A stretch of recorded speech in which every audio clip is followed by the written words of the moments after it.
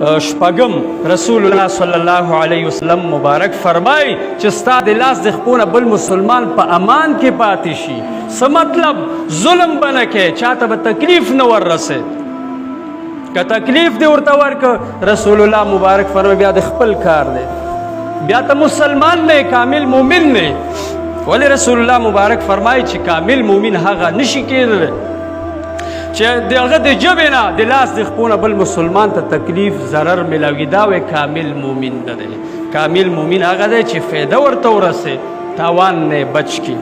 نو رسول الله مبارک فرمایي چې دا شپږ قسمه خبرې چا عملي کړي نو مبارک علیه السلام فرمایي ما سره د دې ضمانت وکړو دا شپږ خبرې عملي کړي زه جنت ته د تلو ذمهوار یم، زه به جنت ته بوځم. سبحان الله. اوس رسول الله مبارک ته خو الله ډېر اختیار ورکړی.